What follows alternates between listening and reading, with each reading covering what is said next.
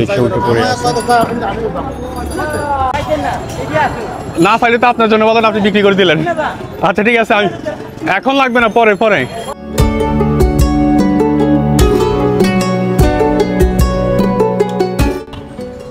আসসালামু আলাইকুম বন্ধুরা, সবাই কেমন আছেন? আশা করি অনেক অনেক অনেক ভালো আছেন। বন্ধুরা, আমি এখন আছি এই মুহূর্তে ঢাকাতে আছি। তো আজ আমি চলে আসলাম ঢাকাতে এসেছি আমার এক ব্রাদারের কাছে। আমার সেই 300 ফিটের যে ভিডিওটি দেখেছেন, সেই ভিডিওতে যে আমার মিন্টু ভাই ছিল, মিন্টু ভাই এখন আমি একটু বাইরে বের হলাম, একটু ঘুরে দেখব। তো এখন আমি যাচ্ছি শুরুতেই ঢাকা যমুনা ফিউচার পার্কে, বসুন্ধরাতে। আজকে এই বসুন্ধরা মার্কেট ঘুরে দেখব। তো আপনারা সবাই সাথে থাকুন, দেখতে থাকুন। তো বন্ধুরা, একটি কথা না বললেই নয়, আপনারা যারা আমার ইউটিউব চ্যানেলে নতুন, আপনারা যারা আমার ইউটিউব চ্যানেলে প্রথম দেখছেন আমাকে, আপনারা অবশ্যই আমার ইউটিউব চ্যানেলটি সাবস্ক্রাইব করে দেবেন, লাইক করবেন, কমেন্টস করবেন। আমি মূলত ডেইলি ব্লগ কন্টেন্ট আপলোড করি, ডেইলি ব্লগ ভিডিও বানাই। তো এই ডেইলি কন্টেন্ট, ডেইলি ব্লগ বানাই শুধু আপনাদের জন্যই, আপনাদেরকে প্রতিনিয়ত একটি ব্লগ উপহার দেওয়ার জন্য, একটি ব্লগ দেখার জন্য আমি আমন্ত্রণ করছি। তো বাই দ্য ওয়ে, পরিশেষে আপনারা কে কোথা থেকে দেখছেন অবশ্যই কমেন্টস করে আমাকে বলবেন। আপনারা কমেন্টস করলে আমি অনেক অনেক খুশি হব, কারণ আপনারা আমার ভিউয়ার্স, তারা অবশ্যই কমেন্টস করে আমাকে জানাবেন। আর বন্ধুরা, ঢাকাতে এসে আমি যে জিনিসটা লক্ষ্য করলাম, যে জিনিসটি দেখলাম, সেটা হচ্ছে প্রচুর পরিমাণ ট্রাফিক, হিউজ ট্রাফিক। আমি আপনাদেরকে একটু দেখাই কি পরিমাণ জ্যাম। দেখুন, প্রচুর পরিমাণ ট্রাফিক। জ্যামের কারণে কোথাও যাওয়া যায় না, তার থেকে ভালো হেঁটে যাওয়াটাই অনেক ভালো। আর আমি যখন ঢাকাতে এসেছি, এবার আসার সময় বাসে করে, আমাদের কুমিল্লা থেকে যখন আমি এসেছি বাসে করে আসার সময়, গোমতী ব্রিজের কাছে প্রায় অলমোস্ট 2 ঘন্টা আমি এই বাসে জ্যামে বসেছিলাম। এখানে এত জ্যাম যে ঢাকা শহরে প্রবেশ করতে এবং বের হতে এত জ্যাম যে আপনাকে খুবই কষ্ট দেবে, খুবই ভোগান্তির শিকার হতে হবে। দেখুন, রাস্তার দুপাশে কি পরিমাণ জ্যাম। এই জ্যামে ট্রাফিক যেন আপনার জীবনকে খুবই বিষণ্ণ করে তুলবে, খুবই বিষাক্ত করে তুলবে। এই ঢাকা শহরে বসবাস মানুষ খুব সহজে করতে চায় না। যারা বিপদে পড়ে মনে হয় ঢাকা শহরে বসবাস করে। আপনি ঢাকা শহরে আসলে বুঝতে পারবেন যে কত জ্যাম। আর আমি জানি আমার মোস্ট অফ ভিউয়ার্স যারা আছে, তারা কিন্তু এই ঢাকাতে বসবাস করেন, ঢাকা থেকে দেখছেন। কিন্তু বিশ্বের বিভিন্ন জায়গায় থেকে এবং বাংলাদেশের সব জেলা থেকে আমার ভিউ আসে, আমি দেখি রাস্তার পাশে প্রচুর পরিমাণে হকার, সবাই নিজ উদ্যোগে কোনো কিছু না কিছু করতেছে। সবাই জীবন যুদ্ধে সংগ্রাম চালিয়ে যাচ্ছে। যাদের আর্থিক সামর্থ্য খুবই কম, তারা রাস্তার পাশে, ফুটপাতে এই ছোট দোকান নিয়ে বসে আছে এবং বিক্রি করতেছে। আর দেখুন রাস্তার পাশে কি জ্যাম। আর বর্তমানে আমি যেটা লক্ষ্য করলাম, বর্তমানে আমি যেটা দেখতে পেলাম, সেটা হচ্ছে ফুটপাতের দোকানগুলো একটু বেশি চলে। দেখুন, দেশি মাছ, ওগুলো কি দেশি কই মাছ? কত করে কেজি এগুলা? 650 টাকা করে কেজি। আচ্ছা, দেশি কই মাছ, ট্যাংরা মাছ। ওকে, ঠিক আছে, থ্যাংক ইউ। যাওয়ার সময় আসবো। না পাইলে তো আপনার জন্য বলেন, আপনি বিক্রি করে দিলেন। আচ্ছা ঠিক আছে, আমি এখন লাগবে না, পরে পরে। मारो मुझे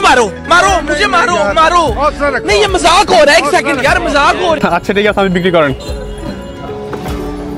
আমি একটা জিনিস ভালো করে লক্ষ্য করলাম যে ঢাকাতে ফুটপাতের যে দোকানগুলো আছে, ফুটপাতের দোকানগুলোতে ভালো বিক্রি হচ্ছে, ভালো সেল হচ্ছে। মনে হচ্ছে ব্যবসা এখন সবকিছু ফুটপাতে চলে এসেছে।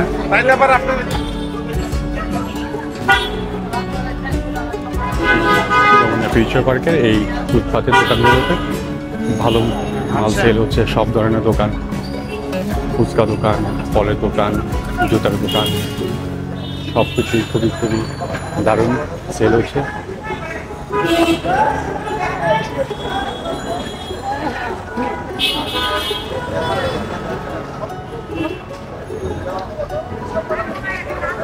এখানে ফুলের দোকান আছে।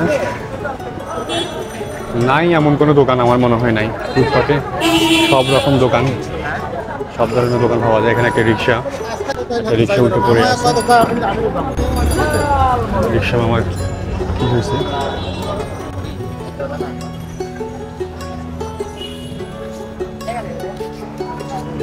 সবজি বাজার, কাপড়ের দোকান।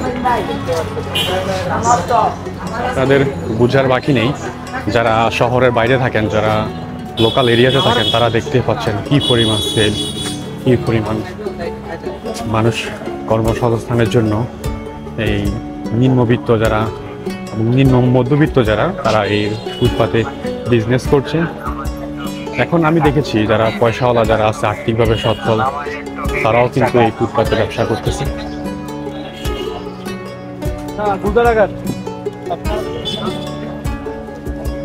এখানে দেখতে পাচ্ছি ফলের দোকান।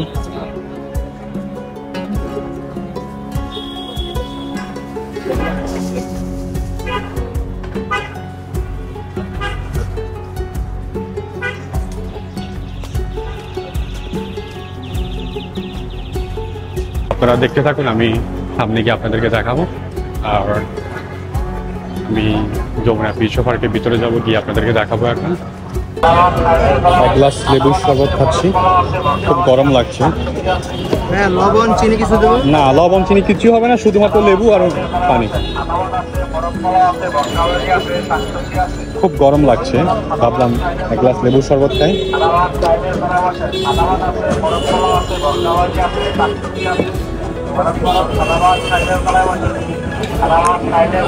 Thank you so much.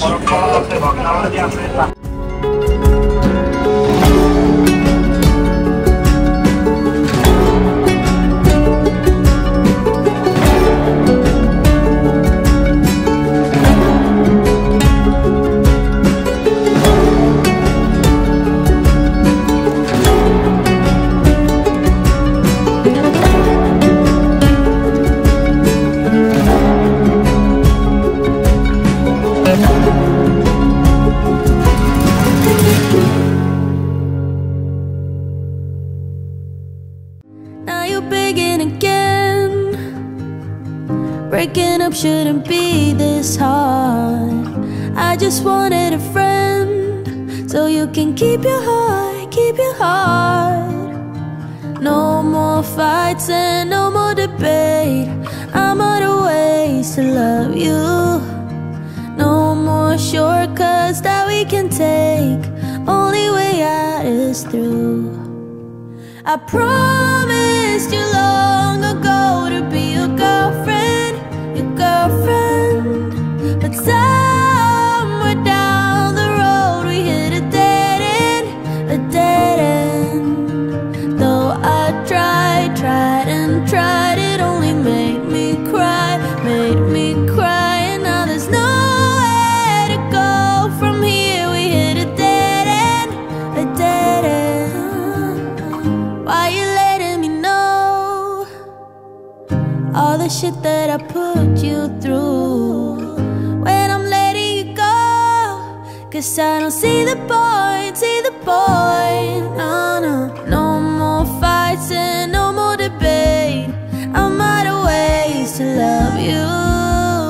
No more shortcuts that we can take. Only way out is through. I promised you love.